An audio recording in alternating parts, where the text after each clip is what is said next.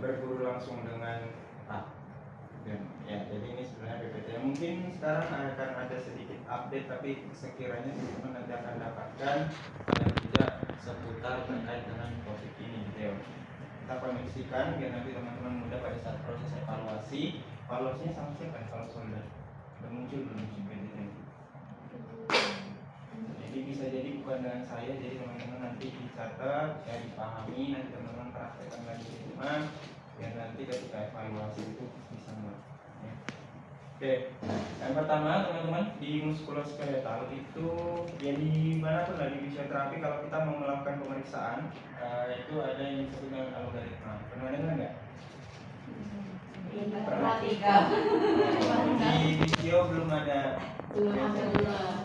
Algoritma itu kalau di sini dikatakan bahwa langkah-langkah yang disusun secara sistematis dan logis untuk pemecahan masalah. Jadi algoritma ini memang digunakan supaya kita runtut dalam melakukan pemeriksaan sampai nanti kita menegakkan suatu diagnosis. Jadi nanti modelnya itu ya, tidak, ya, tidak. Kalau ya kita lanjutkan pemeriksaan selanjutnya, kalau tidak ya kita cari diagnosis yang lain.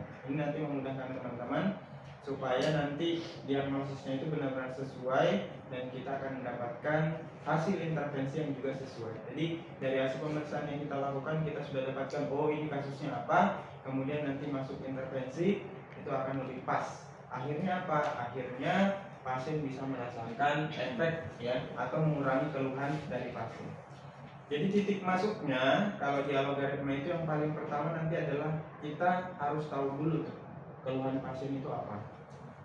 Ya, jadi kalau kita sudah tahu keluhannya, baru kita berhipotesis oh kayaknya arahnya ke sini deh, karena dari keluhannya itu mengarah ke sana. Nanti ada beberapa contoh algoritma di bagian belakang berkaitan dengan shoulder.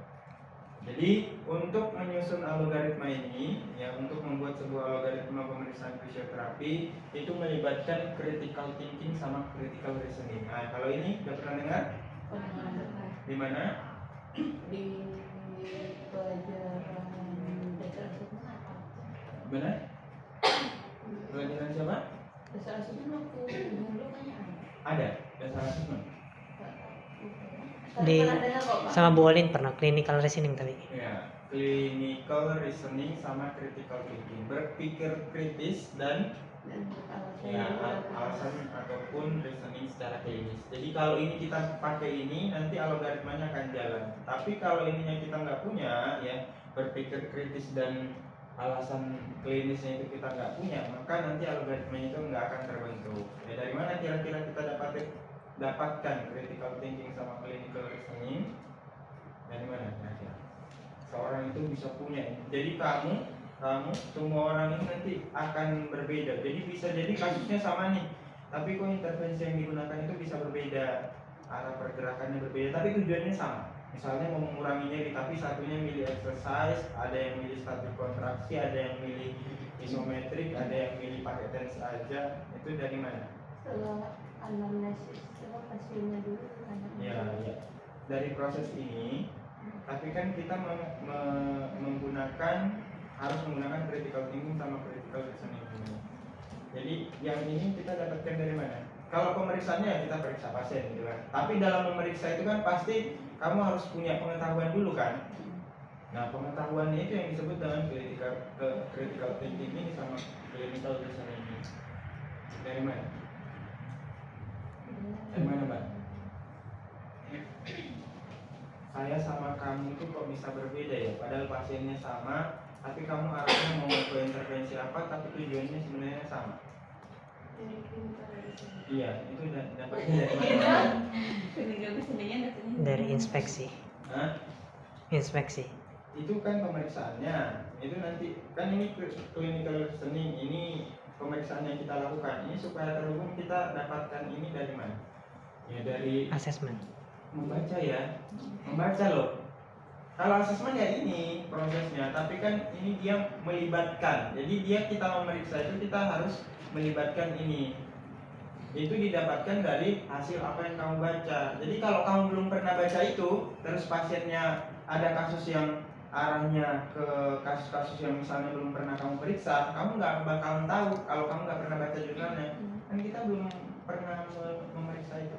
Jadi dari pengalaman bisa, karena kamu sudah pernah ketemu dengan pasien yang sama, jadi kamu sudah pelajari pemeriksaan-pemeriksaannya, kamu sudah baca-baca bukunya, kamu sudah baca jurnalnya.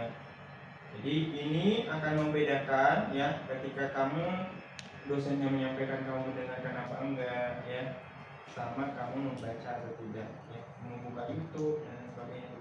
Bisa jadi ini sebenarnya bisa dibangun dari masing-masing orangnya ya, tergantung dia mau belajar atau tidak. Semakin dia belajar, semakin dia banyak membaca, maka dia akan semakin kaya critical thinking sama clinical reasoning. Jadi kasus apapun ya sekiranya pasti siap karena sudah pernah membaca itu. Ya, harapannya ini yang membedakan kita sebenarnya dari mahasiswa D3. Jadi kalau kamu tanya apa yang membedakan di sini, karena mereka itu nggak sampai sini. Mereka itu nggak sampai ke arah sini. Kalau mereka disuruh pasang alat, yo pinter banget, karena mereka memang operatornya, ya. Jadi dia yang melaksanakan, gitu, pelaksana. Tapi fisioterapi untuk menegakkan diagnosis itu nggak mudah, makanya harus seorang profesi karena dia yang punya critical thinking sama clinical reasoning. Makanya dia harus perlahan, ya. Kalian harus profesi karena di sana juga membentuk critical thinking sama clinical reasoning kita. Ya, jadi nanti prosesnya ini masuk ke area sini supaya didiagnosis. Semakin kamu banyak membaca, semakin kamu banyak melihat, semakin kamu banyak mendengarkan, maka nanti ini akan semakin tajam, ya, semakin bagus dari pemeriksaan yang dilakukan. Kemudian yang selanjutnya, nah ini, jadi kita fokus di regio shoulder complex. Ya, kenapa disebut kompleks? Karena memang di ekstremitas atas itu yang paling ribet sebenarnya melakukan pemeriksaan, ya. Itu adalah di regio shoulder. Kalau wrist so-so lah, kasusnya nggak terlalu banyak, tapi teman-teman pasti akan langsung bisa. Cuma kalau di shoulder itu banyak otot-otot yang ada di sana, banyak ligamen yang ada di sana, tulang-tulangnya juga yang terhubung banyak, sendinya juga kompleks pergerakannya. Jadi memang banyak saraf juga banyak melewati di area sana. Jadi kasus-kasus saraf itu kita curiganya ini beneran shoulder apa saraf ini. Nah, nanti dari situ teman-teman akan bisa melihat. Jadi ketika teman-teman masuknya di keluhan pasien, maka nanti teman-teman harus pastikan lokasi persisnya itu di mana, sama sumber keluhannya itu dari mana. Apakah dari tulang, apakah dari sarafnya yang bermasalah, apakah dari tendonnya, apakah dari ligamennya. Itu nanti akan kelihatan dari hasil pemeriksaan kita. Kalau lokasi keluhan dipastikan keluhannya ini murni dari shoulder apa penyebaran ke area shoulder. Misalnya kok titiknya juga ketika melakukan pergerakan di leher juga sama, menjalar ke sisi tangan, berarti nggak murni shoulder. Mau 100 kali kamu treatment di sini ya nggak bisa, karena memang asalnya misalnya dari atas sana. Ini bisa, karena saraf itu semuanya kan dari ini, dari cervical menuju ke area ujung-ujung jari tangan. Nah, jadi persis lokasi keluhan ini kita harus cari di mana asalnya. Apakah dia berasal dari dia psikososial, apakah dia dari cervical, apakah dia dari thoracal, apakah dia dari visceral, atau dari shoulder itu sendiri. Nah, karena ini saling terhubung. Kadang pasien, saya pernah dapat pasien juga yang dia keluhannya memang menjalar ke sisi shoulder. Katanya sudah treatment kemana-mana tapi kok nggak ada hasil ya. Fisioterapi juga sama, cuma dia fokusnya di shoulder. Nah pas saya cek ke atas sana, rupanya terkonfirmasi dia di thorakalnya. Jadi di fase joint di thorakalnya itu bermasalah sehingga dia menyebar ke sisi shoulder. Jadi di treatment di sini nggak ada hasil. Pas saya lakukan exercise, lakukan treatment di sini, itu langsung kelihatan hasilnya karena memang asalnya dari sana. Jadi itu yang teman-teman harus pastikan. Di kasus apapun ya, di regio manapun teman-teman harus pastikan itu murni berasal dari sendi itu atau ada area yang lain yang kemudian menyebarkan ke area yang teman-teman tangani. Ya. Itu lokasi. Ya, pertama teman-teman. Jadi kalau kita sebagai fisioterapi menangani pasien itu nggak lepas dari 4 ini. Di pasien ke fisioterapi itu ya ini, coba kamu tanyakan, Pak, saya nyeri banget nih, nggak kuat, ya, sakit banget, ya nyeri pasiennya sebenarnya. Ya ini kok nggak bisa, ini terbatas nih, nggak bisa full saya melakukan pergerakan. Berarti keterbatasan ya, ya. Oh nggak bisa sama sekali saya gerakan, ini nggak kuat sama sekali, cuman otot saya nggak bisa melakukan aktivitas Pak. Gangguan fungsi. Ini doang. Tapi mencari ini itu yang ribet. Apakah lebih duluan nyeri dulu? Kan bisa nyeri kemudian menghambat LGS-nya, karena kalau dia memaksakan nyerinya bertambah berat ya bisa. Nah kita nyari ini yang lebih duluan itu yang mana keluhannya. Karena kalau kita tangani itu bisa jadi ini berubah. Jadi misalnya saya tangani nyerinya nih, dia belum fokus ke ROM-nya nih, Kita tangani nyerinya bisa merubah keterbatasan neuron karena nyerinya hilang, ya dia full sekarang. Ya kayak gitu. Jadi teman-teman 4 ini dicari dimanapun regionnya, teman-teman lihat nyerinya seperti apa, keterbatasan neuron seperti apa, yang lebih duluan yang seperti apa. Teman-teman nanti ada panah-panah. Jadi apakah dari nyerinya kemudian membuat otot pergerakannya jadi lemah, apakah dari nyerinya kemudian membatasi kelemahan otot, gangguan fungsinya. Tapi biasanya paling besar itu porsinya kalau dia udah nyeri banget pasti episio. Ini sebagian besar kalau kita tanyakan 90% mungkin bisa saya katakan bahkan lebih pasti ada nyeri itu yang membuat dia episio. Kalau masih keterbatasan neuron biasanya nggak terlalu peduli, apalagi kalau masih bisa fungsional kan. Tapi kalau dia misalnya keterbatasan ditambah dengan nyeri, itu yang biasanya mereka akan episio. Jadi ini yang teman-teman harus pastikan lokasinya di mana, sumber keluhannya berasal dari. Ini yang akan kita pelajari sampai akhir. Nah, di sini teman-teman, kalau untuk lokasi keluhannya, jadi ada yang disebut dengan biopsikososial. Biopsikososial ini itu biasanya problem-problem ya kombinasi, bisa jadi dia memang ada problem fisik juga di situ, ada problem bionya juga. Biopsikososial jadi dia ada bionya, biologikalnya, ada secara psikologi jadi psikisnya sama sosialnya ya, untuk ke arah bermasyarakat seperti itu. Jadi teman-teman nanti dilihat polanya, ada biasanya pasien datang keluarnya di shoulder, nanti minggu depan pindahnya ke elbow, dan ini udah hilang 100%, pindah nanti ke sini, pindah nanti ke sini, pindah lagi ke sini, kan aneh ya, kok cepat banget pindah-pindahnya. Jadi konfirmasinya itu kalian harus benar-benar melakukan tes, dilakukan tes supaya kalian bisa memastikan ini benar ada cedera, ada keluhan di situ, atau biopsikososial ada karena memang dia nyari teman cerita, itu biasanya geriatri. Setelah selesai curhat yang awalnya pasnya itu 8 bisa jadi 2 karena memang dia cuma nyari kamu aja buat curhat, buat cerita karena di rumah nggak ada teman untuk curhat. Banyak itu pasien geriatri. Atau karena dia ke fisioterapi itu biasanya habis selesai dari sana kemudian makan-makan sama teman-temannya, itu banyak komunitas-komunitas yang seperti itu. Jadi itu biopsikososial. Jadi nggak usah terlalu pusing, kok kamu periksa tidak, sebenarnya nggak ada keluhan. Kok kamu mencoba untuk memprovokasi, harusnya kalau kita provokasi kan muncul nyeri ya. Dari hasil provokasi pemeriksaan kita kok ini nggak muncul, tapi dia merasakan nyeri yang hebat, itu bisa jadi biopsikososial. Jadi jangan kaget. Ya kita tinggal di biopsikososial ya, ditemani aja sampai nanti batas treatmentnya habis. Namanya kita profesional, tapi kamu tahu oh itu biopsikososial rupanya. Jadi saya harus lebih mendengarkan, saya harus memberikan masukan-masukan ataupun solusi ke ini. Banyakin edukasi aja kalau yang biopsikososial. Jadi kita sambil. Jadi untuk memastikan itu teman-teman harus benar-benar dekat dengan pasiennya, menggali lebih jauh. Bisa jadi juga dengan mungkin malas ketemu sama bosnya misalnya di kantor, itu juga ada juga yang seperti itu. Jadi karena malas masuk di hari itu karena bosnya masuk, dia memilihnya untuk ke tenaga kesehatan yang khususnya fisioterapi. Jadi datang aja, padahal kita cek enggak. Nah itu biopsikososial ya, itu bisa. Kemudian ada yang dari servikal. Servikal tahu ya sini ya. Yang dari sini tuh karena dia dilewati oleh saraf yang menuju ke area ujung jari tangan, jadi bisa jadi problemnya di sini tapi menjalar ke sisi shoulder. Jadi kita kiranya di sini, padahal dia di atas sana. Jadi teman-teman bisa kombinasi area-area yang dekat. Jadi dicek juga di area sekitar servikalnya supaya bisa memastikan apakah itu dari shoulder ataupun dari servikal. Dan cirinya juga servikal itu ya menjalarnya sampai sini. Tapi kalau memang dia murni di shoulder, biasanya paling jauh menjalarnya di bawah sini karena kan ototnya masih ke area sini. Tapi kok kalau sampai udah di sini, teman-teman itu berpikirnya ini kayaknya saraf gitu. Jadi bisa jadi dari atas sana yang harus diselesaikan. Lihat lagi dua-duanya enggak, dua-duanya sama persis keluhannya. Berarti memang di atas sana karena dua-duanya biasanya kan sumber akarnya lah dari sini kan menuju ke ujung-ujung dari tangan. Jadi kalau dia bilateral lebih curiga lagi kita di sini. Tapi kalau dia salah satu oke lah, masih itu berarti masih di bawah sini mungkin di area sekitar sini benar.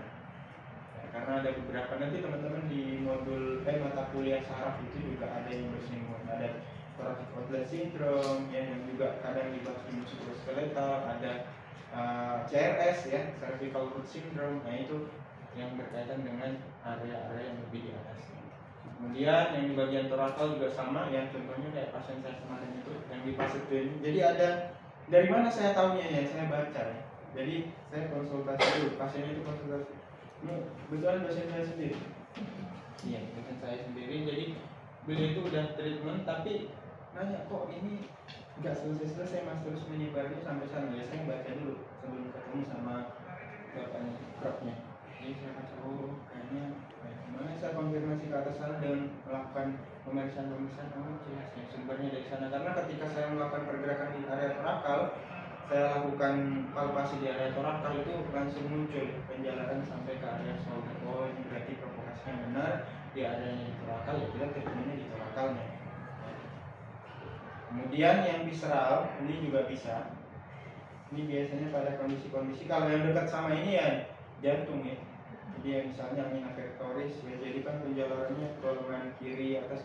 Kalau kamu fokusnya di sini, ya kamu mau treatment apa aja, kalau dia problemnya di jantungnya yang bermasalah ya itu enggak ada. Ada juga yang biasanya low back pain tahunan ya sampai kronis, rupanya ginjalnya yang bermasalah. Kalau kita nggak pernah rujuk ke spesialis penyakit dalam, jadi kalau kalian melakukan intervensi, kalau kamu melakukan intervensi sudah 20 kali, 30 kali kok nggak ada penurunan, kamu evaluasi ROM-nya nggak ada peningkatan, nyerinya juga sama-sama aja, padahal kalian juga pemikirannya udah harusnya beres ini, kok nggak beres-beres. Ya kamu harus curiga, jangan tenang aja, oh alhamdulillah pasiennya datang terus ya. Nggak ada juga. Ya nggak benar juga kita seperti itu ya. Kita memang membutuhkan pasien, tapi kalau dia sampai 20 kali nggak ada ini, nanti kita diomongin. Karena nanti tiba-tiba misalnya dia berpikir, oh pas saya coba ke fisioterapis yang satunya, loh rupanya fisioterapis yang satunya 2 kali treatment udah selesai. Nah, kan kamu jadi promosinya jadi kurang ya. Ini saya kemarin udah 20 kali di sana, ini cuma 2 kali di fisioterapis yang satunya kok udah selesai ya. Jadi kita harus selalu evaluasi. Ini pentingnya evaluasi dari nyerinya, dari LBS-nya. Karena kalau kita nggak ketemu, nggak ada pengurangan, maka kita harus mencari area yang lain agar algoritmanya diperbaiki. Oh berarti saya salah pemeriksaannya bukan di sini. Dan itu terbentuk ketika teman-teman itu membaca, ya dibaca. Oke, jadi ini yang dimaksud tadi. Jadi critical thinking, clinical reasoning itu masuk dari sisi samping, melengkapi dari cara kita melakukan inspeksi sampai pada penentuan diagnosa. Jadi untuk melakukan ini itu tuh bentuknya seperti ya segitiga terbalik. Jadi pasien baru datang itu kan masih luas banget, kayaknya ini deh, kayaknya ini deh. Sampai kita melakukan pemeriksaan dan penentuan diagnosis, kita itu sudah berada di bawah sini. Ya, ini semakin kita bisa membawa pemeriksaan kita itu di titik ini, nanti intervensi yang masuk kan langsung tepat. Tapi kalau kita masih di sini ya ini nih, kalau di sini doang, nggak sampai ke bawah sini, mau 20 kali kok nggak ada perubahan ya, tapi tenang-tenang aja, nggak membaca lebih jauh lagi, ya akhirnya nanti ya masuk di sini aja. Jadi kalau ada pasien yang nggak sembuh-sembuh, ya nggak ada pengurangan, ya, itu malah teman-teman harus waspada, ya, berarti ini belum benar. Jadi apa yang pertama kali kita lakukan ketika pasien datang? Inspeksi itu sudah jalan. Meskipun prosedurnya kan kalau kita lihat di status klinis ada identitas pasien dulu, ada asesmen objektif, ada yang subjektif. Tapi ketika pasien itu datang, sebenarnya inspeksi kita itu sudah jalan. Jadi jangan mengesampingkan kita manggil pasien terus pasien menuju ke ke tempat pemeriksaan, ke bed ataupun ke meja. Itu teman-teman jangan sampingkan inspeksi yang ada, karena itu sangat berarti ya. Ketika dia jalan itu, oh pola jalannya kok seperti itu ya, kira sekarang gimana nih, kok dia datang pakai kursi roda, berarti arahnya gimana nih, kan itu sudah terbentuk dari inspeksi. Meskipun nanti teman-teman akan melakukan lagi di bagian asesmen objektif, tapi teman-teman harus, oh kok dia datang memegang di area sisi-sisi ya, di area sana, apa yang dia support. Jadi itu sudah terbangun hipotesisnya, bukan kita dukun, tapi kita semuanya itu kita lihat ya. Dia pakai truk, dia pakai alat bantu, itu semuanya kita masukkan ke dalam bagian inspeksi dinamis pendataan. Kemudian nanti baru dilakukan proses anamnesis. Ada yang subjektif, ada yang objektif. Masih ingat ya, yang subjektif ada apa aja? Oh, Jadi ada yang Ada. kira bapak ngasih ada kayak tekanan darah yang subjektif yang Nah, nanyain itu pasiennya dulu kayak mama ini subjektif ya. Nah, subjektif sebutkan satu aja. Subjektif. Satu aja, nanti bergiliran sampai sana masih ada kok. Jadi satu aja. Hah? Perkenalan nama? Identitas itu ya. Nah, setelah itu masuk asesmen subjektif satu apa? Keluhan utama. Mbak, dua. Kamu mau nanya apa ini di asesmen subjektif? Analisis. Hah? Analisis. Apa? Analisis. Analisa apa? anamnesis itu masuk yang tadi yang ditanyain bapak. Ya, Anamnesis itu ada dua, subjektif sama objektif. Yang Nah, saya subjektif nanya apa? subjektif, masa anamnesis lagi ya? Analisis. Oh, analisis. Apa? Analisis apa? Analisis kondisi pasien. Udah di situ analisisnya. Anamnesis subjektif, udah analisis. Cepet banget. Tetot, Mas. Udah diobati apa aja belum? Nah, Pak. Hai Iya. bapak. Masih banyak. Saya pak. Enggak, kamu udah banyak. Riwayat kita ya. Pak licik ini yang di belakang. Udah pernah diobati apa aja, keluhannya apa? Sambil kamu cari lagi, Mbak. Nih, Mungkin kalau ada rekam medis bisa ditunjukin rekam medisnya gitu. boleh. Oh ya apa cepetan? Apa mau nyari apa di rekam medis? Mungkin lihat kalau kan kayak ada CT scan apa maksudnya mungkin bisa dilihat siapa tuh ada Yang berhubungan dengan penyakit. ini ada misalnya ini bagian hidungnya kayak gitu gitu bapak. Diagnosis penunjang gitu ya. Ya. Nah, kamu Tadi keluar udah ya pak. udah. Riwayat keluarga juga bisa pak. Apa misalnya? Misalnya apa namanya di dalam keluarga itu dia tuh misal apa ada penyakit keturunan gitu. Ya, boleh. Boleh, tapi itu jangan asal ini juga ya. Jadi kamu analisis dulu keluhannya dari mana, terus kamu bisa mengarahkan. Tapi kalau yang secara umum misalnya ada riwayat penyakit jantung, kalau misalnya ada kontraindikasi sama treatment yang mau kita lakukan ya. Nah, misalnya kita mau memberikan pengobatan terkait dengan exercise yang itu full power atau ini. Kalau dia ada hipertensi kan kita bisa ini. Jadi arahnya mungkin keluarga itu ya, misalnya ada hipertensi, ada penyakit jantung, ada asma, kayak mungkin nanti akan berkontraindikasi sama treatment yang mau kita berikan. Itu hal yang bisa digali, boleh. Lanjut. Riwayat penyakit terdahulu. Riwayat penyakit, misalnya Kayak pernah cedera atau apa gitu. sebelumnya gitu. Jadi belakang ya kan. Boleh. Salah. Ya, Mbak, sana. Ayo, aku Iya. Oh, riwayat pengobatan. Riwayat penyumbatan, misalnya seperti apa maksudnya? Misalnya kayak sebelum ke fisioterapi datengin ke terapi alternatif lain kayak gitu atau langsung Kayak gitu. Boleh. Nah, Riwayat penyakit sosial, Pak.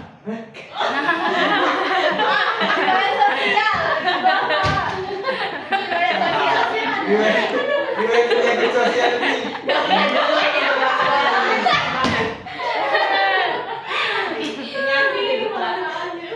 Riwayat sosial. Gimana maksudnya itu? Riwayat sosial tuh di mana dia di lingkungannya Pak sekitar. Oh, kegiatannya di Iya. sosial. Perasaannya gitu ya. Jadi dekat orang merokok. Iya, bagus jangan kayak gitu. Kayak atau arahnya, tapi itu bukan riwayat sosial ya. Kata-katanya mungkin lebih ke arah penggalian terkait dengan aktivitas yang sering dilakukan ya. Kalau kamu menggali misalnya kamu curiga ini kayaknya akibat ngangkat-ngangkat yang berat, ya ditanya aja aktivitas kesehariannya apa.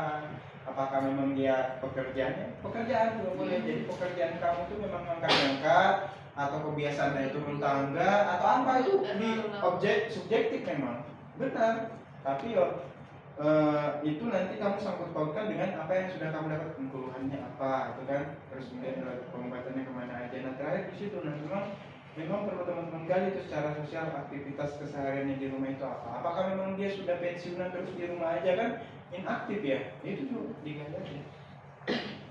Apalagi selain itu ada gambar dapat nggak? Sudah Pak. Nah, ini belum sih. Objektif aja Pak. Hah? Objektif salah Pak. Iya, objektif coba. IPPA. Hah? IPPA. PPA boleh. Apa sih? Hah? Ya itu IPPA kan. Infeksi, matematik, berkulit.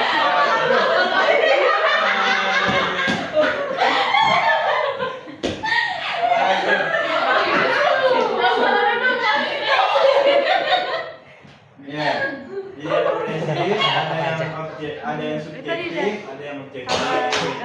Yang apa namanya objektif itu sudah semakin rutin. Jadi nanti teman-teman bisa lakukan inspeksi, palpasi, yang bisa dikombinasikan dengan perfusi, auskultasi juga boleh. Kalau memang misalnya arahnya ke sana, terus kemudian nanti teman-teman bisa di PF, pemeriksaan fungsi gerak dasar itu yang paling penting. Lalu kemudian nanti kita lakukan tes konfirmasi. Nanti kita belajarnya tes konfirmasi seputar itu. Oke, jadi ada kata-kata sometimes, ya, artinya apa ini? Sometimes, ya, kadang-kadang inspeksi atau observasi itu sudah cukup. Ini biasanya kita pakai di muskuloskeletal bedah. Jadi misalnya dia habis operasi ACL atau habis operasi pergantian sendi lutut, ya nggak perlu lagi kita pusing-pusing memikirkan algoritma ini karena udah jelas dia habis dioperasi. Jadi algoritma ini kebanyakan memang dipakai ketika dia rawat jalan, karena kita memang nyari benar-benar dari awal asalnya ini dari mana. Tapi kalau dia habis operasi itu kan kita sudah jelas, oh ini habis operasi apa, ACL, tinggal kalian pelajari kalau habis operasi ACL itu kapan bisa dilatihnya, terus kemudian untuk mengurangi bengkaknya kita pakai apa, untuk meningkatkan ROM-nya kita pakai apa, untuk melatih supaya ototnya itu tidak atrofi itu seperti apa, itu yang kemudian teman-teman nanti cari. Jadi algoritma itu biasanya memang kita pakai di rawat jalan. Ya, jadi kalau kalian nanti di muskulo, saya dulu di rumah sakit ortopedi itu ada sip-sipan. Jadi saya kadang dirawat jalan, kadang dirawat inap. Nah kalau saya dirawat inap itu saya cenderung lebih mudah karena memang ritmenya ya seperti itu. Kita mengurangi bengkaknya, mengurangi rasa nyerinya, gimana dia supaya pede buat bergerak, supaya dia bisa pindah dari bed ke turun ke bed, kemudian keliling di area sekitar bednya, kemudian dia bisa kembali ke dari bed itu ke parkiran kalau mau pulang gitu ya. Itu nanti urusannya di situ. Jadi cukup lebih mudah, cuma hati-hati aja. Jadi harus selalu diperhatikan ronsennya. Ya, jadi lihat aja ronsennya. Habis dilakukan apa?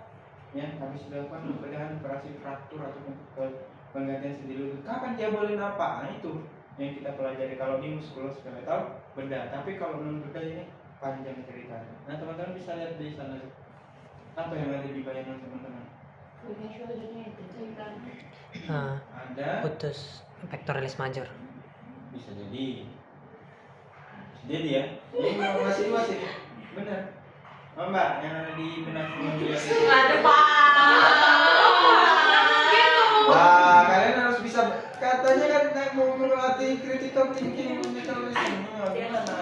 Nah, pasien datang ke kamu. Kan ada 3 gambar Pak. Kenapa harus yang 1 aja Pak? Nah, ya nanti ke sana. Ya, jadi ini dulu nih. Ya, tangannya Kan ini dulu. shoulder jelas ya. Hari ini kita belajar. Nah, teman-teman, pasien datang. Ini rawat jalan misalnya. Ini agak rumit. Jadi dia sudah pulang ke rumah terus datang ke kamu dengan bekas incisi seperti itu. Ya dia buka baju karena kita mau asesmen, oh kamu lihatnya seperti itu, oh, di otakmu ada apa aja? Apa yang kamu bisa lihat dari situ? Apakah kamu diam aja? Enggak ya? Kalau kamu please. Kan harus ada ide-ide yang muncul di otakmu itu mau arahnya kemana?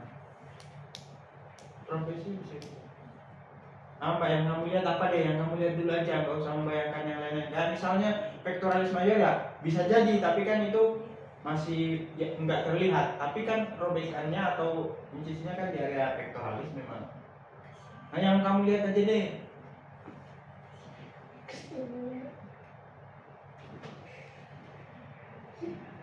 Fraktur Pak itu. Hah? Bisa jadi fraktur juga kan? Kenapa kok selebar itu? Mungkin dipasangin plate and screw misalnya. Nah kalau dipasangin plate and screw kan di Ligamen Yang khusus. kanan itu. Kan tahu kok itu jilid gue. Ya, banyak. Pak itu bagian sebelah sini kan Pak. Itu yang lukanya itu. Ya. Itu berarti tandanya di sekitar sini aja atau absen sini tapi nggak Itu mungkin bekas di sini. operasi atau ada pembengkakan? Berarti itu dari sininya ya Pak. Ya, bisa jadi. Bukannya- Ini kan Ya, setelah bisa operasi, jadi. kan? Oh itu setelah merah. Soalnya Iya, kanan bedah. Ya, seliar Iya, apapun lah. maksudnya kalau Misalnya kita Ini lihat. itu jawab Yusra Iya. datang tanpa. Seliar apapun nggak apa-apa di Aku sini tadi kan aja. putus. Nanti kita Pectoralis majornya kan operasi. gimana, Mbak? Ini tadi ini bisa jadi apa tadi? Ini bekas operasi atau? Ya. Oh ya, Pikiran pikiranmu aja. Kalau saya lihat bukan bekas operasi karena kalau bekas operasi itu nggak selebar itu pembengkakannya. Enggak selebar itu ya. Kalau misalnya ini. Sorry. Soalnya aku pernah operasi itu kalau Nggak apa-apa, jadi Nggak, nanti kayak teman-teman gitu loh ada bentuknya operasinya sama nih di area sisi yang sama loh. Kok ini menonjol banget? Kan memang ada. Kayak apa namanya? Pembukanya itu nggak benar-benar rapi gitu. Jadi dia ada menonjol apa ya namanya? Skartis. Iya. Skartis. Juga Jadi dia lebih besar. Kalian misalnya mungkin luka tapi ada yang menonjol, ada yang hilang sempurna gitu. Tergantung mungkin ada salep yang dioleskan atau ada latihan-latihan kemudian mengulur di area sekitar operasinya. Ini cenderung Ligamennya tapi yang kamu bisa lihat dulu deh, yang dilihat aja. Nih, sama ini bandingkan sisi yang sehat. Enggak usah fokus. Kalau ini katanya Pak. Itu. Nah, itu kempes, ini besar, atrofi. Ini kelihatan, nggak langsung bandingin aja. Sisi yang sehat sama sisi yang sakit ini atrofi, terjadi pengecilan pada otot. Kemungkinan besar kalau terjadi pengecilan seperti itu, apa yang terjadi di sana? Ada jendolan di ototnya. Ya kemungkinan besar kalau di atrofi pasti lama tidak dilakukan pergerakan. Karena kan kalau lama nggak digerakkan kan otot pasti mengecil ya. Ya ini. Makanya di atrofi kemungkinan besar kalau lama nggak digerakkan maka dia akan mengalami kelemahan otot. Ya, kelemahan mesti kan itu critical thinking. Jadi kalian melihat pasien buka, oh kayaknya ini lama nggak digerakkan. Kemungkinan besar apalagi bisa jadi kaku ini shouldernya. Lama nggak digerakkan, sendi-sendinya itu akan kaku. Itu udah muncul di otak kita. Tinggal kita konfirmasi, coba Pak lakukan pergerakan. Benar nggak dia mengalami kelemahan? Cek MMT-nya kalau memungkinkan. Cek lingkup gerak sendinya kalau memungkinkan. Itu. Jadi sambil jalan. Tapi dari sana itu kita kebayang, oh kayaknya ini arahnya kemana. Jadi tinggal kamu konfirmasi tes, oh benar nggak dugaan saya sebelumnya. Jangan buntu, lihat kayak gini, waduh.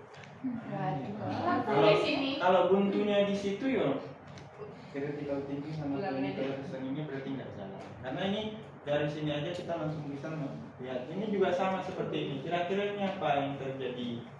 Yang kedua dulu lah Pak. Kenapa nggak yang kedua Pak? Ini sama orangnya. Ini orangnya sama. Ini dipasangi. Ini ketika dilepas seperti ini. Ini sama nih orang. Patah tulang. ligamennya Makanya digips. Patah tulang yang mana? Nggak kelihatan sama sekali di sini. Tulangnya nggak. Iya, tulangnya nggak kelihatan, tapi paling tidak kan ada bekas injisi misalnya. Kan habis operasi itu pasti dibuka buat dipasangin plate dan skru. Ini nggak ada misalnya. Itu diuris ya Pak? Iya, dia ada steroid. Mungkin ligamennya robek. Ligamennya bermasalah. Yang paling dekat apa? Kok dia bisa ketika dilepas kok jadi seperti ini? Kelemahan otot. Fraktur. Bisa jadi kelemahan otot. Kenapa dia kelemahan otot yang lemah yang mana? Flexor. Nah, ya kan? Jalan terus Oh. ini pikiranmu. Ini Berarti kok extensor. arahnya ke sini. Extensor. Berarti yang Extensor. lemah apa? Extensor. Extensor, karena dia pasti kesulitan banget buat membuka ke atas. Nah, sehingga mudah banget ketarik ke sini. Kok dia ketarik ke sini? Berarti ininya lemah, makanya dia ketarik ke bawah. Kan jalan terus. Terus kemudian ini kalau kayak gini terus posisinya apa yang terjadi? Ototnya akan memendek, lama-lama akan kontraktur. Kita paksa ke arah sana tuh biasanya sulit. Makanya dipasangi ini. Nah, kayak gitu. Pertahanan. Ya, lama-lama dipasangi seperti ini kalau nggak dilatih lama-lama mengecil juga. Ya, atrofi. Jadi nanti teman-teman di muskuloskeletal itu seru banget ya kalau ketemu langsung pasien, kalian menduga, konfirmasi dapat hasilnya, lakukan intervensi nanti akan datang. Ya, itu pandangan awalnya. Jadi profesi fisioterapi bedanya dengan ketiga, kalian harus bisa menggambarkan isi kepala kalian terkait dengan pasien itu. Dari datang kalian sudah harus bisa membayangkan arah pasien itu nanti kemana, saya mau melakukan tes apa, itu langsung terbayangkan di jalan. Kemudian yang selanjutnya, nah masuk keluhan utama apa saja poin-poin yang mau kita cari. Yang pertama lokasi dan penyebarannya, apakah dia lokal, tidak terjadi penjalanan atau menjalar. Kalau menjalar kita curiganya arahnya ke Saraf. bisa jadi saraf, bisa jadi otot. Kalau dia sepanjangan area ototnya berarti problemnya di otot. Tapi kalau dia sepanjangnya sampai ujung-ujung jari Berarti tangan, saraf. jadi areanya saraf. Kalau nggak menjalar berarti tulang. Ya, kalau nggak menjalar, dia spesifik di satu titik, itu bisa jadi. Ya. Kemudian yang selanjutnya, nih gini misalnya, kalau kita lihat di lokasi ini membantu juga. Jadi teman-teman kalau misalnya pasien datang, kemudian dia mengeluhkan nyeri di area shoulder, dia menunjuk di area sendi sama menunjuk di area sisi sini. Jadi makanya kita harus ini, saya mau jelaskan kenapa kok penting banget itu lokasi kita pasien. Jadi kalau dia mengatakan saya nyeri di area shoulder nih Pak, ya, area persisnya di mana? Kita tanyakan. Karena kalau ketika dia sudah nunjuk, itu kita akan tahu anatomi di situ apa, terus kemudian kita menduga oh ini kayaknya arahnya mana. Kalau dia nunjuknya ke area sendi, kan masih sangat luas banget, akan kita konfirmasi. Tapi kalau nunjuknya di area sini, ya di sini kan kalau bukan tulang, otot, ya karena dia di sekitar ruas sini. Tapi kalau dia di sini akan luas banget, yang nanti teman-teman harus cari. Ya begitupun di area region lain, misalnya di lutut. Nah, pasien datang terus kemudian dia mengeluhkan nyeri di area lututnya. Terus teman-teman nanyakan, di mana lokasi persisnya? Di depan sini Pak, agak di luar sini sih rasanya. Sama dia bilang di depan sini Pak, tapi di dalam sana. Nah, di otak kalian tuh apakah sama aja tuh ada perbedaan akhirnya? Ada, sama-sama di area depan tapi satunya dalam sana, satunya agak sedikit di luar. Anatominya jalan. Kalau di sisi luar tuh ada apa ya? Ada patella, ada tendon patella. Tapi kalau di dalam sana ada apa? Ya bisa jadi meniskus, bisa jadi ACL, kan dari situ awalnya. Jadi kenapa lokasi itu menjadi penting? Oh, di samping sini Pak rasanya. Di samping sini. Nah, kira-kira pandangan kalian apa? Bisa jadi tendon dari otot, ya tendon dari otot vastus, ya atau dari tensor fascia lata, atau mungkin di sini ada LCL, lateral ligamen, atau meniskus lateral, ya kan bisa. Jadi kita bisa mengesampingkan yang lain kalau kita sudah tahu lokasi persisnya di mana. Tinggal kita tanya pada saat apa keluhan itu. Ini Kondensain itu artinya faktor yang memperingan dan memperberat. Ini lebih berat kali kalau kita pakai buat jalan. Rasanya itu seperti mengunci lututnya. Apa kira-kira di otaknya? Berat. Apalagi ketika berjalan menumpu di bagian lutut dan lututnya itu seperti mengunci. Lock. Apa kira-kira? Spasma. Lock. meniscus ya. Datang lagi pasien satu, ini rasanya kok kalau saya jalan kok rasanya kayak goyang, nggak stabil rasanya, apa? Ya ligamen, kayak gitu itu polanya. Ya, tinggal kalian konfirmasi, itu kan memperberat Pak, yang memperingan apa? Oh, kalau saya duduk Pak, kalau saya duduk nggak ada keluhan sama sekali. Nah kita udah curiga kan, kalau berdiri kan menumpu badan, kalau kita duduk kan nggak ada tumpuan sama sekali di situ, berarti meniskusnya bisa kita curigai karena arahnya di situ. Tinggal kita konfirmasi kan, tadi dia rasanya goyang, coba saya cek Pak anterior travel test misalnya. Oh ini benar ini Pak, ini memang ada robekan ligamennya, grade-nya grade 2, grade-nya grade 1, atau misalnya grade-nya grade 3, itu konfirmasi. Tapi lokasi persisnya teman-teman harus pastikan, karena itu nanti akan menggambarkan pengetahuan kita untuk menggali lebih lanjut terkait dengan kebakaran. Kemudian yang selanjutnya adalah, jadi ini faktor memperingan non berat ya. Yang selanjutnya adalah termasuk gangguan fungsional yang dialami. Ditanyakan apa dia kesulitannya. Saya keluarnya di sini. Kesulitannya apa? Jadi dengan menggunakan gayung atau membuka dan melepas baju. Ya itu kan nanti mengarahkan, oh arahnya kemana sih kalau kita membuka melepas baju itu yang gerakan yang terjadi gerakan apa gitu. Sehingga nanti akan ekspektasi pasien nih. Ini gimana maksudnya?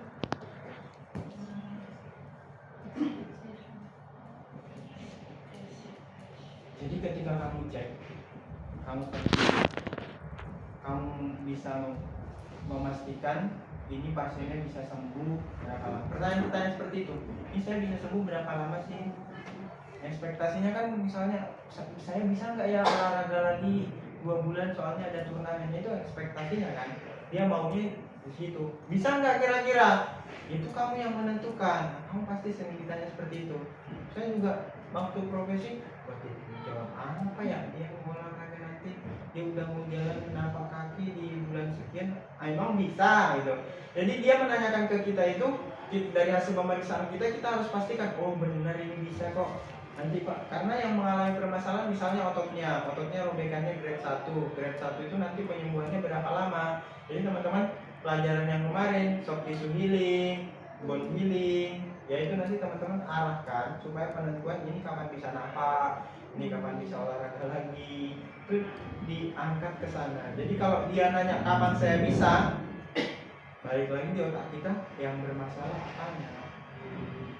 Apakah dia akan bisa sembuh total atau nanti akan ada gejala sisa. Nah, itu juga akan terlihat ketika nanti teman-teman tahu itu pasien datang dengan keluhan nyeri. Nyerinya di mana? Udah ditunjukkan. Jenis nyerinya apa? Penting juga, karena ini nanti akan teman-teman bisa melihat apakah itu asalnya dari tulang, asalnya dari saraf, asalnya dari vaskular, muskular, atau somatik.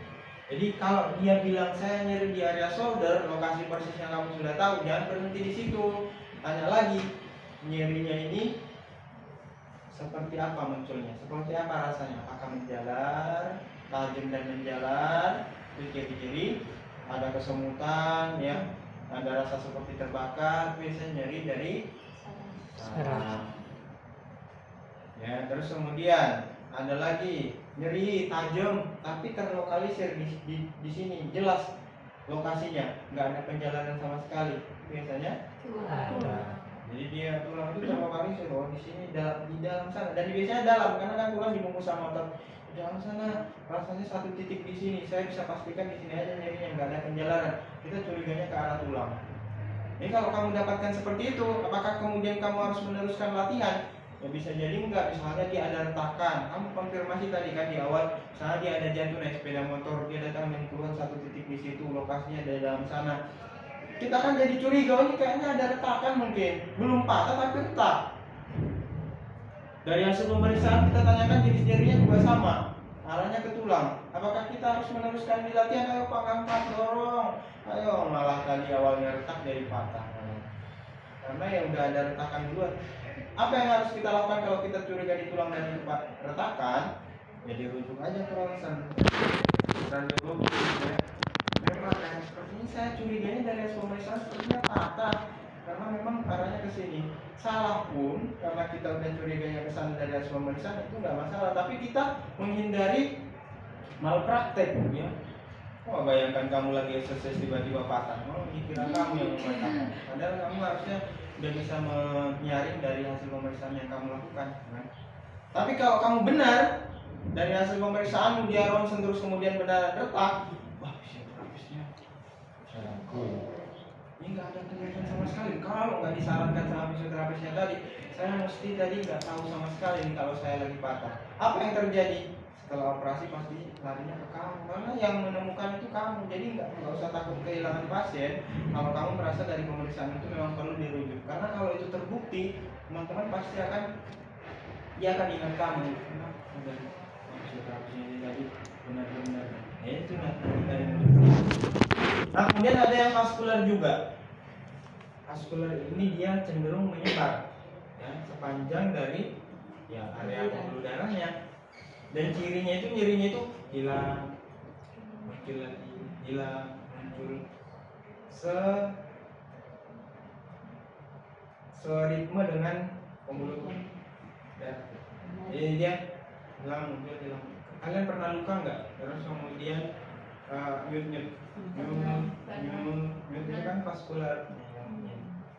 Kemudian ada radang atau ada infeksi nggak di area sana, itu biasanya nyeri-nyeri yang tipenya vaskular. Jadi dia rasanya itu saya pernah dapat pasien. Ini saya nggak mengaplikasikannya. Jadi pasien itu mengeluhkan di area shoulder. Kemudian saya lakukan treatment exercise. Terus kemudian saya kasih TENS juga. Ya saya sudah pastikan lah dengan treatment itu harusnya nyerinya berkurang. Tapi saya nggak peduli. Saya nggak menanyakan tipe nyerinya seperti apa.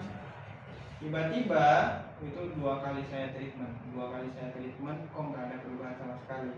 Dia akhirnya ke dokter kan. Terus kemudian dilakukan pemeriksaan. Rupanya di dalam sana itu ada infeksi, ya, atau ada peradangan, sehingga di sana itu ngumpul nanah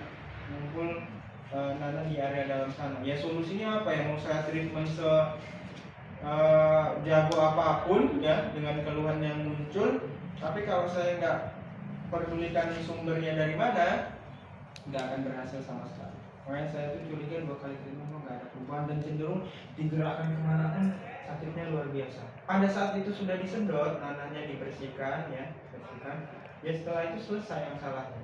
Coba kalau saya tanyakan jenis nyerinya seperti apa, itu pasti berdenyut, hilang, timbul. Kan saya bisa arahkan kalau saya tanyakan. Jadi kesalahan-kesalahan seperti itu yang sebenarnya simple itu bisa dihindarkan ketika teman-teman menanyakan tipe nyeri.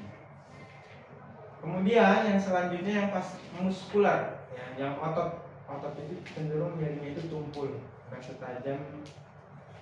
Kalau nyeri tajam itu mau membandingkan itu seperti sakit gigi. Sakit gigi pernah? Pernah semua di sini? Sakit gigi, kamu pindah ke sini. Setajam itu kalau yang tajam. Tapi kalau yang otot itu cenderung tumpul, kayak menyebar ya, ke area ototnya aja.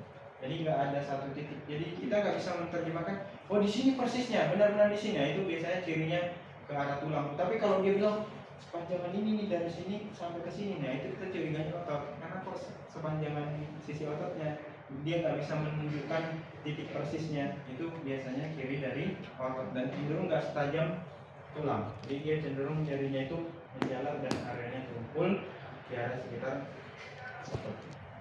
Yang paling sulit itu adalah yang somatik, ya, karena dia nggak terhubung dengan kausa yang spesifik. Jadi ini yang somatik ini yang biasanya problem-problem yang biopsikososial tadi, pindah sini, pindah sini, itu somatik. Ya bisa jadi dia memang ada keluhan, tapi dia juga ada problem di biopsikososialnya sehingga memperparah kondisinya.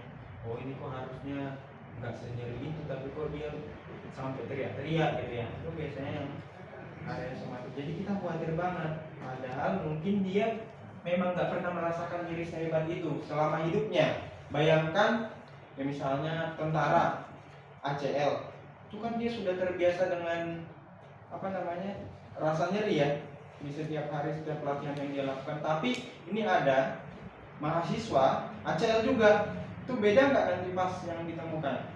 Ya bisa jadi yang cewek tadi, yang mahasiswa yang nggak pernah melakukan aktivitas ini dia jadi 8, tapi kok yang tentara tadi kok jadinya cuma 2 atau 3. Ya karena memang itu tergantung dari persepsi masing-masing orang. Makanya selalu kita. Ya. Kemudian mekanisme terjadinya keluhan ini tadi ya yang ditanyakan. Jadi dia akibatnya karena apa? Kalau jatuh ya mudah ya. Kalau misalnya jatuh kemarin ya kita mungkin curiganya di area sini. Angkat-angkat yang berat itu misalnya juga bisa.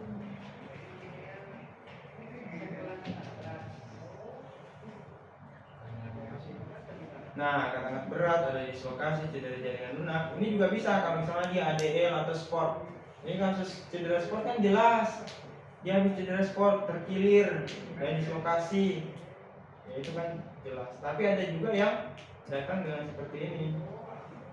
Tidak jelas bangun-bangun tidur. Kan kalau kita tanya, kamu tadi seperti apa sih proses ininya kok bisa merasakan nyeri? Enggak kok, tiba-tiba saya bangun tidur itu langsung sakit aja. Ya itu kan yang tidak jelas.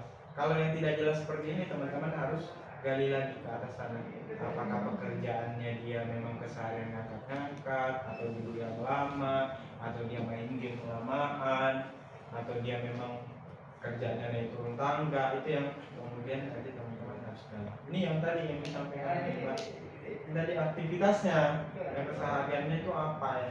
Karena ini nanti akan membangun di sini. Aktivitas bisa jadi dia sebelum tidur itu memang sudah ada keluhan, tapi pas tidur belum terasa, tapi pas bangun udah mulai tambah berat nyerinya, baru kerasa. Jadi dia ngiranya tuh saya bangun tidur kok tiba-tiba, nggak ada yang tiba-tiba, pasti ada hal-hal di belakangnya. Jadi itu yang kita gali.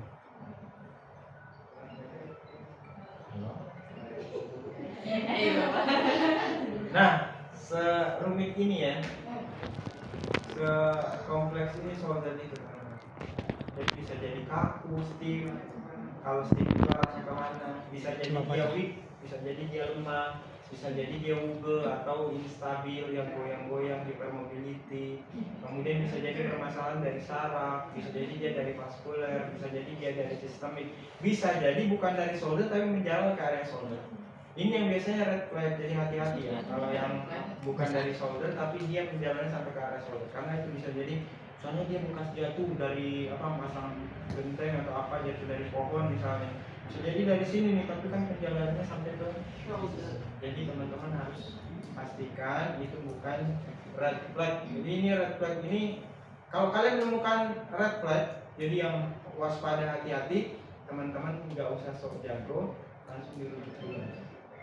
Dirujuk ke rumah sakit dulu aja.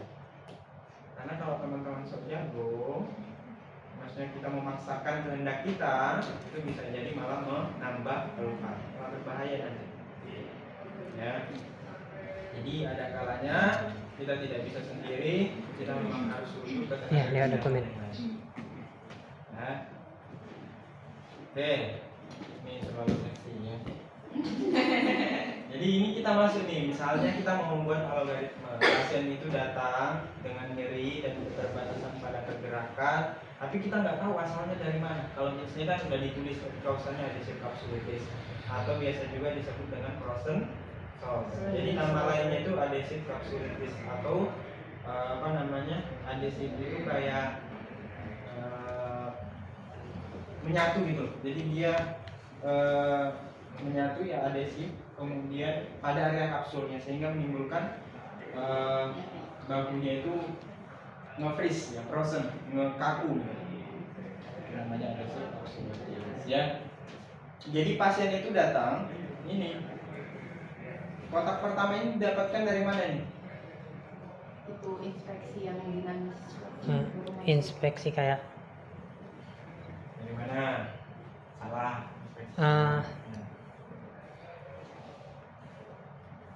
Dari mana Mbak? Ya kan? Rindu. Kok sedikit? Anamnesis.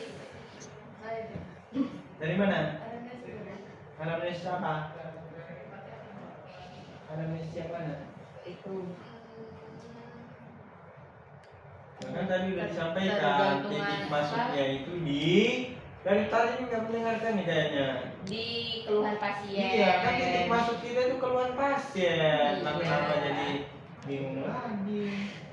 Yang kita tuliskan di awal sini itu adalah keluhan pasien. Oh, saya nyeri di area bahu pak, saya kesulitan membuka dan melepas baju. Nah itu murni keluhan pasien. Itu kita taruh paling atas, karena dari sanalah kita bergerak mencari apa problem pasien itu, ya. Ya, jadi ketika dia mengeluhkan seperti ini, ya kesulitan saat memakai dan melepas baju, berarti kemungkinan besar secara fungsional kan bermasalah. Ya ROM-nya kemungkinan besar terbatas karena ketika kita melepas dan membuka baju, itu kan membutuhkan pergerakan di area sekitar shoulder. Nah, berarti kita arahnya ke situ. Kecurigaan kita ini pasti ROM-nya terbatas, ya. Kemudian ada rasa nyeri yang luar biasa, kemudian adanya gangguan fungsional, ya. Gangguan fungsional di area bahu itu biasanya kita bisa menggunakan SPADI, Shoulder Pain and Disability Index, ya. SPADI. Nanti teman-teman catat dulu aja. Jadi biasanya kalau kalian mau mengkonfirmasi keterbatasan fungsionalnya, teman-teman bisa menggunakan indeks-indeks yang tersedia. Tapi yang paling sering digunakan itu adalah SPADI, Shoulder Pain and Disability Index. Jadi keterbatasan nyeri, terus kemudian keterbatasan pada area shoulder itu bisa dilihat dengan menggunakan indeks itu. Kemudian nanti teman-teman, jadi banyak kecurigaan yang muncul kan. Ini masih sangat luas kan. Dia mengatakan itu kesulitan nyeri luar biasa, kesulitan membuka dan melepas. Inilah bentuk dari keluhan pasien ini. Jadi kalian nggak akan terbayangkan karena ini masih luas. Nah tadi kalau kita ibaratkan segitiga ini, ya kamu baru di sini kan, kamu bingung kan kalau pasien datang mengeluhkan seperti itu, asalnya dari mana? Nah itu yang kemudian harus kita gali. Ya. Iya, saya ke kamu mas, saya pasien, saya mengeluhkan nyeri di sini, saya kesulitan membuka dan memasang baju. Di pikiranmu apa? Kamu mau ngarahin kemana? Sepertinya frozen shoulder. Langsung. Nah, karena apa kan dulu yang mau kamu lakukan pemeriksaan yang pemeriksaan rentang gerak kayak LGS sampai manakah? Kalau sampai sini nggak bisa ke sini, kemungkinan frozen shoulder. Oh, langsung. Saya datang nyeri, Ya. saya nggak bisa menggerakkan. Oh, frozen shoulder pak. Ya udah, semudah. Oh iya. Ya. Ada banyak ini kan. Jangan langsung menyimpulkan. Jadi pastikan dulu kamu periksa. Jadi banyak kan pergerakan yang ada di shoulder ini ada apa aja? Fleksi, ekstensi, lagi abduksi, aduksi, Internal rotasi. depresi, elevasi, rotaksi, retraksi, lagi Sirkumduksi. lateral eksorotasi, endorotasi ya. Lateral rotasi atau medial rotasi. Itu jadi fleksi, ekstensi, abduksi, aduksi, Protraksi, retraksi, elevasi, depresi, lateral, rotasi, medial rotasi, eksternal rotasi, lateral rotasi sama internal rotasi. itu yang ada di shoulder. Jadi teman-teman jangan langsung menyimpulkan, cek dulu yang mana aja yang terbatas. Abduksi, induksi. Jadi nanti ketika kamu bisa melakukan yang namanya Apley Strut Test. Ini nanti mengkonfirmasi keterbatasan ROM yang muncul. Nah teman-teman coba berdiri merangkang semua. Pegang sini. Kiri dan kanan, bisa nggak? bisa, Ayo Kak, coba membelakangi ke arah sini, ditunjukkan, bisa nggak kamu? bisa lah. Tangannya, Kalau saya nggak bisa pak. kalau Ini, tangannya nggak kiri. nyampe, Tangannya kalau pendek kalau tangannya nggak nyampe gini, Ada Ya, keterbatasan. Enggak. harus Pamit. sampai, Berarti- kalau misalnya memang dia apa namanya ROM-nya itu Berarti ototnya pendek ya pak. bisa jadi. itu nyampe. Nyampe dua-duanya? Iya. Ya, balik kiri Ada kanan. bareng-bareng. Oke, kanan kiri. Ini namanya Apley Strut Test ya. Kalau kiri enggak. Ini apa? Tapi nggak ada keluhan kan? Keterbatasan orang tanpa ada keluhan. Cuma salah bebas. Coba. Bisa. Oke. Enggak nyampe ini. Ini nggak nyampe. Nggak. Ini sampai ini enggak. Oke. Ayo kamu sampai dua-duanya. Nah ini nyampe. Ya ini enggak nyampe. Oh, dikit Tapi lagi. dia bisa, bisa. Pak. Bisa.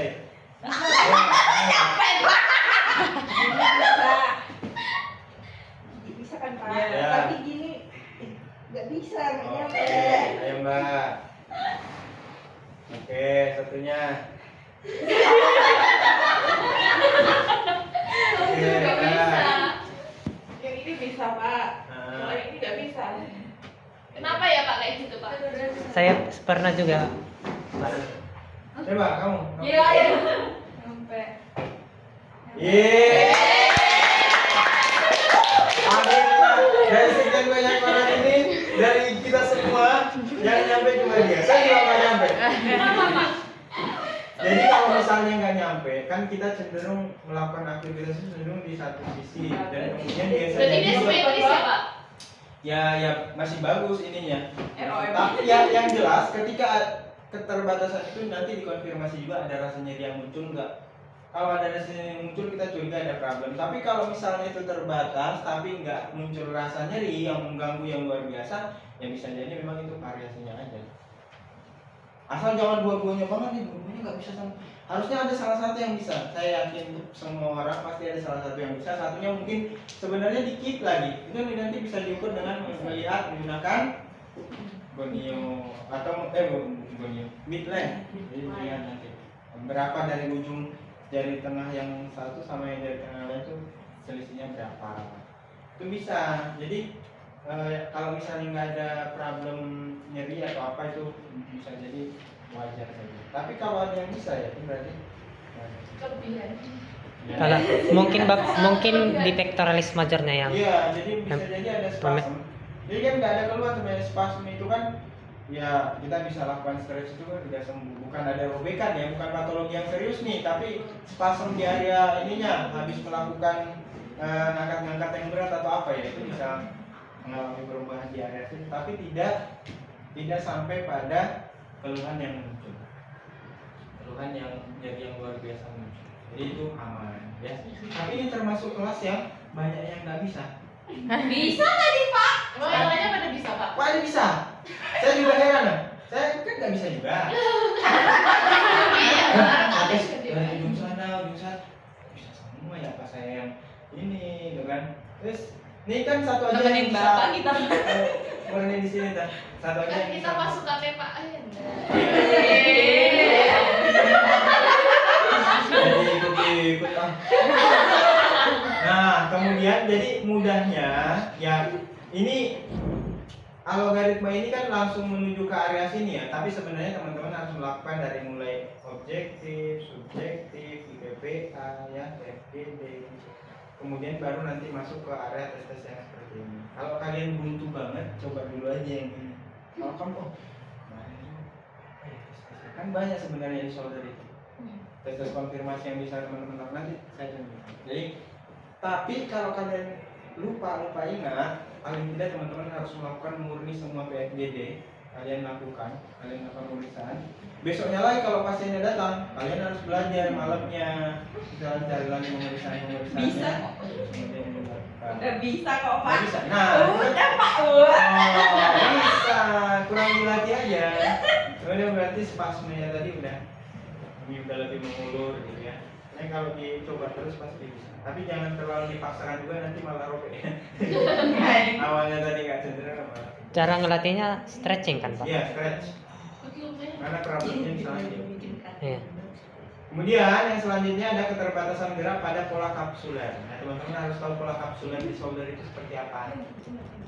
Pola kapsuler di shoulder itu adalah eksternal rotasi itu lebih terbatas daripada abduksi lebih terbatas daripada endorotasi. Jadi yang paling terbatas kalau kamu lihat itu adalah pasti dia akan lebih terbatas di eksternal rotasi. Ditambah nyeri yang luar biasa lah.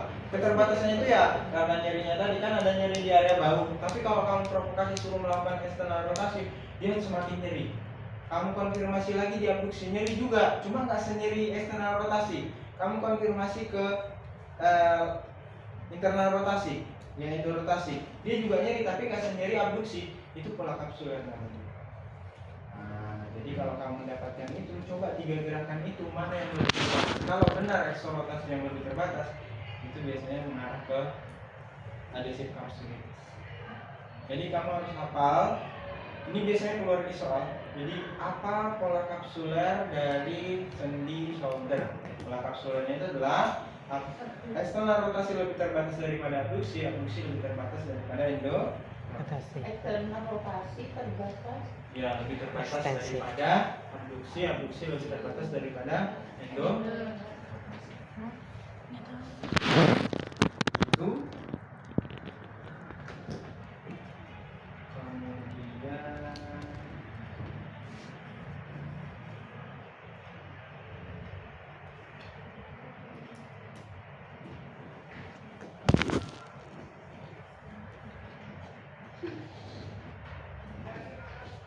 Tadi pola apa namanya pola kapsuler? Pola apa? Kapsuler.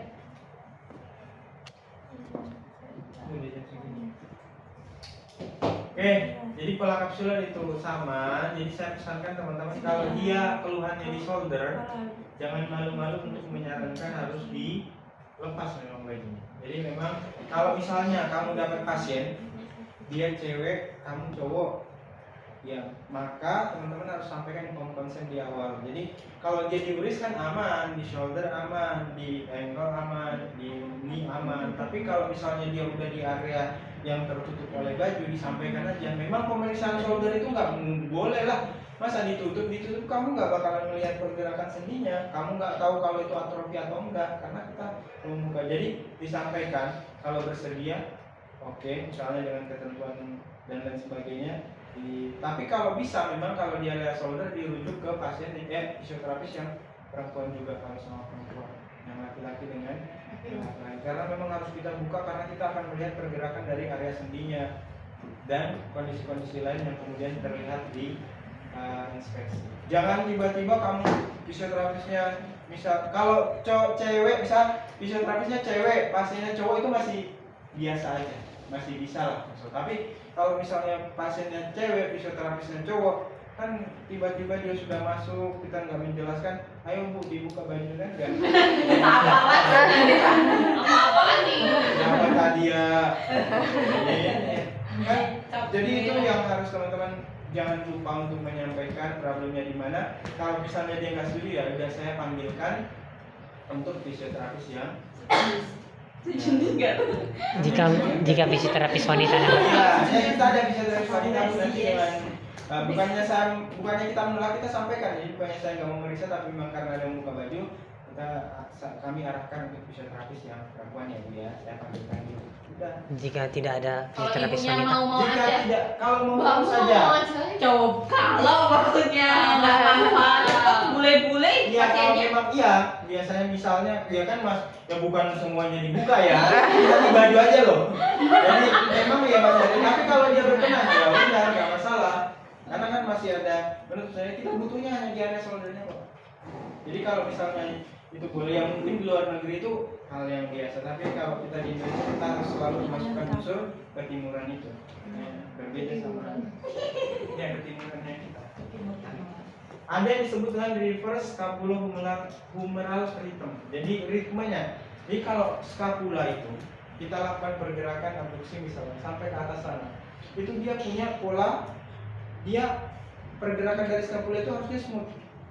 Tapi kalau kamu melakukan pergerakan dia mandet, enggak apa namanya koordinasi dari pergerakan scapulanya itu enggak ritmis, itu bisa jadi memang tanda ada keterbatasan. Karena kalau ada keterbatasan kok tiba-tiba nih misalnya kamu suruh dia untuk melakukan gerakan abduksi, tiba-tiba kok tertahan, dia paksakan, pasti badannya kan kayak gini. Oh ini udah tanda-tanda dia kompensasi itu bukan gerakan yang sebenarnya, jangan dinormalkan. Oh enggak, saya full tapi badannya kayak gini. Ya enggak full. Jadi memang kita pastikan dia tegak.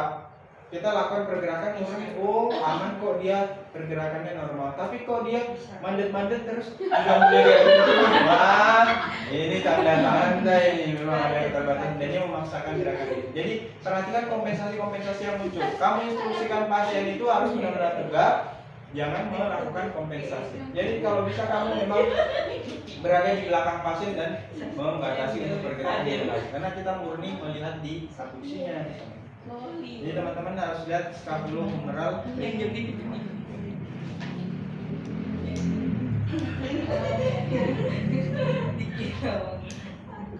Sedikit lagi ya. Ya, ada. Saya mau coba untuk menunjukkan aja jadi biar teman. Klinik fisionya itu ada wifi klinik fisio pak. Iya, tapi nggak tahu. Hospital. Kasusnya kemarin terhubung tapi kok Waduh. Wah, sayangnya bapak.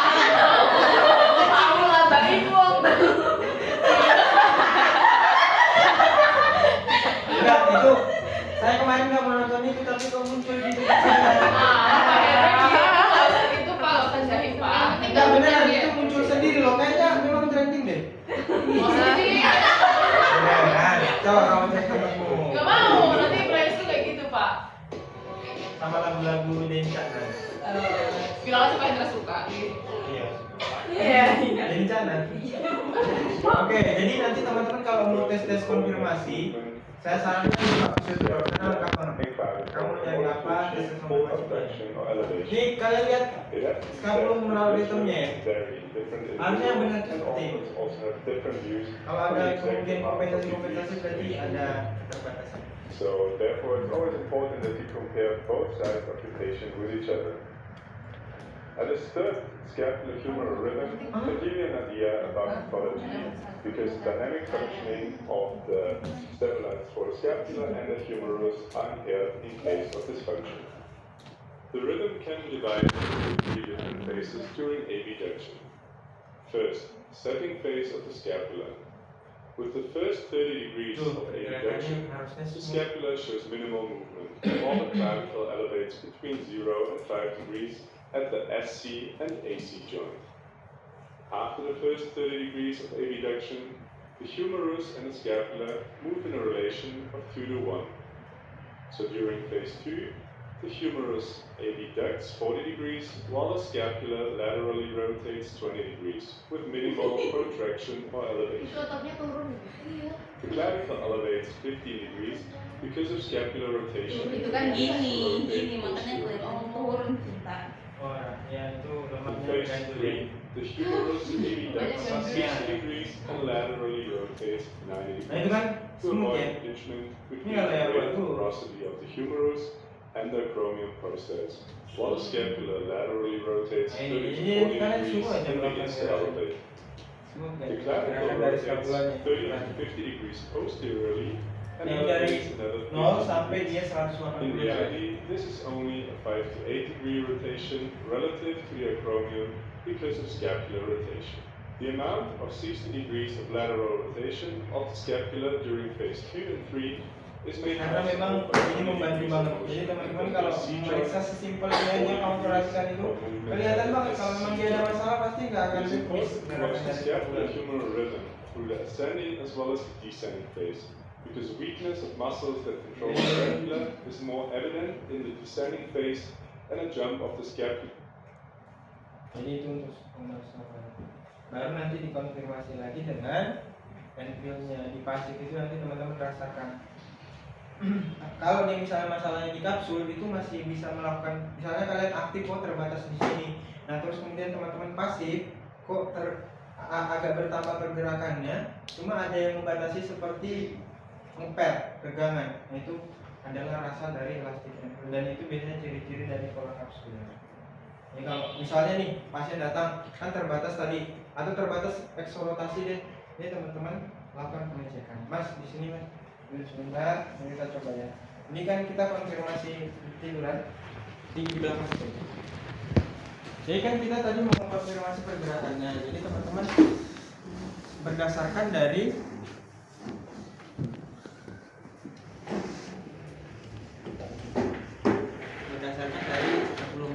jadi tadi kan eksorotasi itu lebih terbatas daripada abduksi. Abduksi lebih terbatas daripada Endorotasi. Jadi eksorotasi itu ini. Ini enggak ada terbatas. Ini juga eksorotasi. Tapi dari 0 netral. Kalau ini dari abduksi 90 derajat. agak lurus lagi mas. Oke, lurus tapi ke pinggir. badannya lurus tapi Lurus ya. Oke, ini ya. Oke, jadi kita pegangnya di sini. Arahkan kan tadi keluhan tadi berdasarkan pola kapsul harusnya terbatas. Misalnya terbatas sudah di sini nih, terbatas nih. Nah, kalau udah terbatas di sini, teman-teman coba lakukan gerakan pasif. Ada nambahan, tapi dia rasanya kok seperti ya elastik. Jadi dia ngeper, jadi bisa tapi agak-agak sedikit tertahan. Itu namanya elastik and fluid. Tapi kalau udah mentok benar-benar nggak bisa sama sekali, nggak ada pergerakan untuk di situ sama dengan aktifnya, itu hard berarti ya hard. Tapi kalau pola kapsuler dia bisa cuma nambahnya sedikit terus ngeper lagi, balik lagi ke area awal. Sama pun kalau kamu mau konfirmasi ya, ini biasanya memprovokasi nyeri pasien juga. Ini otot apa yang bekerja ketika melakukan gerakan eksorotasi? Teres minor. Teres minor ya, bisa teres minor. Yang ini eksorotasi juga. Ini subscapularis. Teres major. Bukan. Jadi kamu harus tahu otot-otot rotator cuff. Pernah dengar? Nah, Ada SITS ya. Slogannya itu SITS. Musculus supraspinatus, I-nya itu infraspinatus, T-nya itu teres minor, dan S-nya itu subscapularis. Untuk gerakan eksorotasi itu ada dua otot, ya, teres minor dan infraspinatus. Kalau untuk endorotasi ini ya ke arah sini, ini dilakukan oleh otot musculus subscapularis. Kalau ini abduksi otot delta. Lateral musculus delta. supraspinatus Oh, sama iya. deltoid yang middle, itu membantu. Tapi penggerak utamanya kan supraspinatus.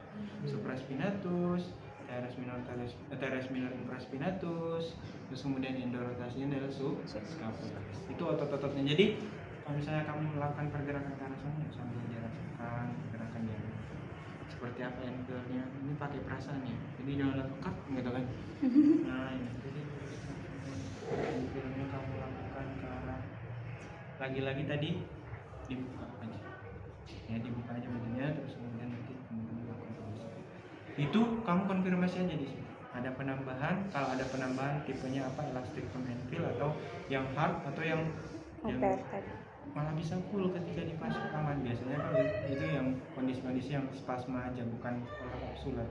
Ini kalau dia kok bisa bertambahnya jauh banget ya, ketika dipasif doang, pasif dan cenderung nyerinya itu rasanya seperti ketarik, biasanya karena spasma otot, bukan problem pola kapsuler, karena beda rasanya. Dan penambahan itu sangat sedikit kalau dia memang pola kapsuler, karena memang kaku kan. Jadi konfirmasi semua. Ini nyeri mana? Enggak. Ini spasm. Dia bisa full ketika saya pasif. Ini yang lebih terbatas itu yang di sini. Masih nge-gym belum? Masih? Di mana kamu biasanya? Di Boom Fitness. Boom Fitness di Jalan Kabupaten. Ada hari-harinya kan kalau di situ, yang hari yang cewek, hari yang cowok dipisah gitu. Enggak dipisah ya? Bareng-bareng langsung gitu. Tapi dikit aja. Dikit. Orang di sana diam-diam aja. Hah? Orang di sana diam-diam aja kok enggak. Iya. Masih sibuk-sibuk sendiri. Mobilisasi. Joint Ini? movement. Oh, traksi ya, Pak. Ya, traksi, oscilasi, mau di ini kan, tapi ya dengan traksi isometrik nanti ya. Intervensinya biasanya misalnya kita suruh dia untuk dorong. Misalnya di sini titik nyerinya nih. Oke. 1, 2, 3, 4, lemeskan. Relax. Lemes.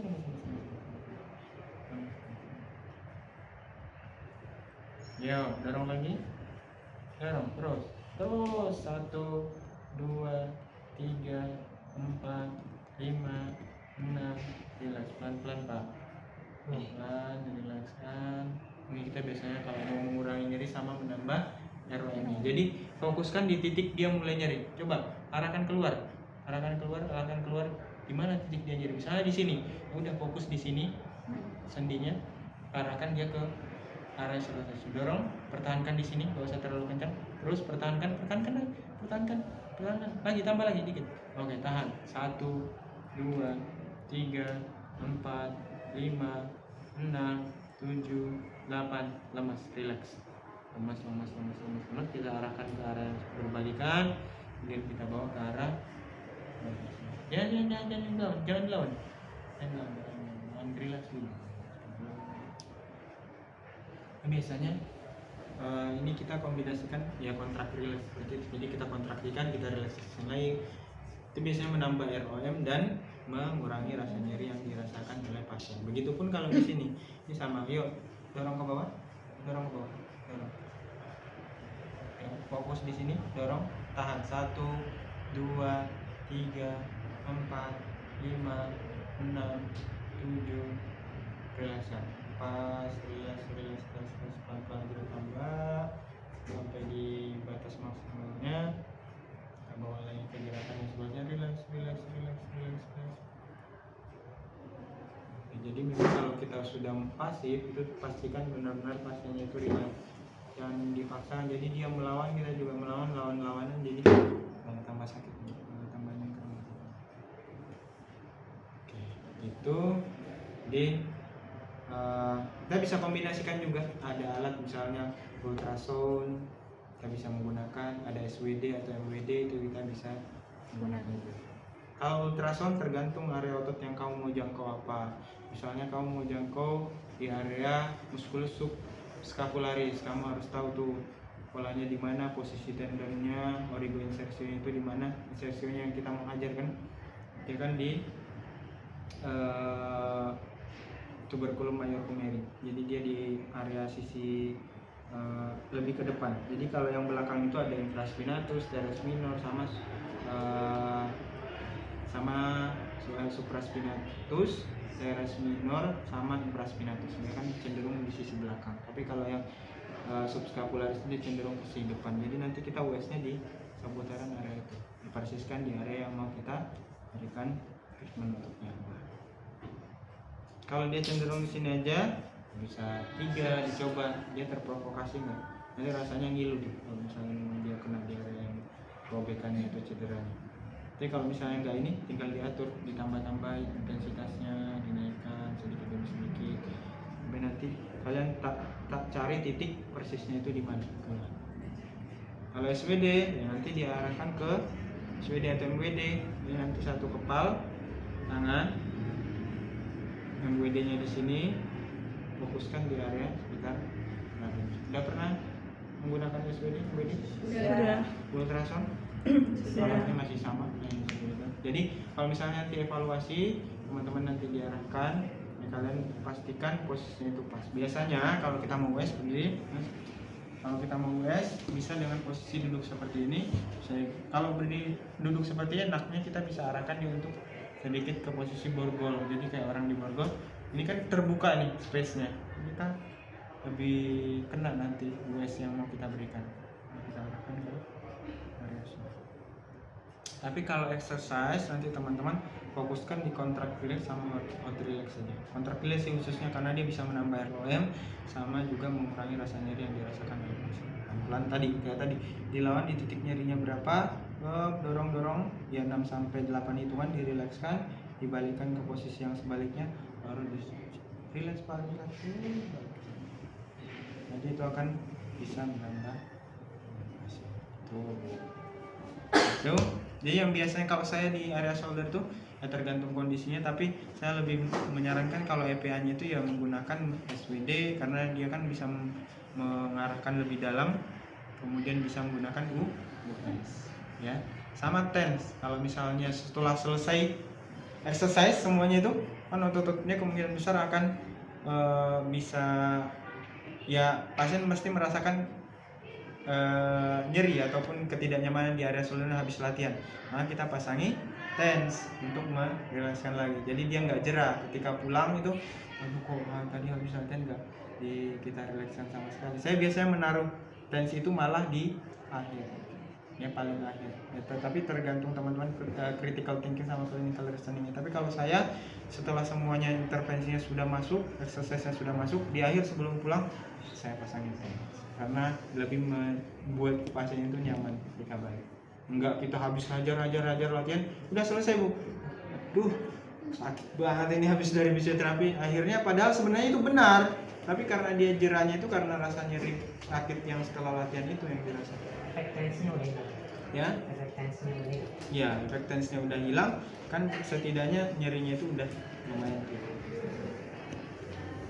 Gitu ya, banyak sebenarnya. Nanti teman-teman saya bagikan PPT-nya juga biar bisa dibaca ya.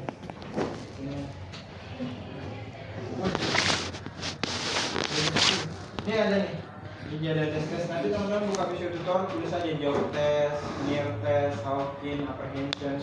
Terus terang saya juga nggak hafal semuanya. Saya biasanya juga menggunakan 2-3. Jadi misalnya ada 20 tes di shoulder, jangan langsung lakukan semua. Nanti pasiennya ini kok dari awal sampai akhir kok saya di tes dulu enggak ya apa-apa. Jadi cukup 2-3 untuk konfirmasi. Kalau fix itu muncul jadinya, ya kita diagnosis sesuai dengan kondisi pasien. Ini banyak kasus-kasusnya ya. Komikal, terus ulang setelah diskinesis ya. Pernah ya? Apa namanya, status skapulanya lebih menonjol. Nah, itu namanya scapular dyskinesis. Tes-tesnya itu yang ada di sini. Jadi bukanya itu Visio Tutor ya. Ini ada semua di Visio Tutor secara melakukannya. Gitu. Sampai nanti teman-teman lihatnya ini yang tes-tes yang bisa dilakukan. Ini kalau misalnya menggunakan liga mobilisasi. Oke, itu mungkin bisa saya sampaikan seputaran shoulder teman-teman. Kalau misalnya ada yang mau ditanyakan lebih jauh, ada yang kurang dipahami dari catatan teman-teman, nanti bisa chat saya. Ya.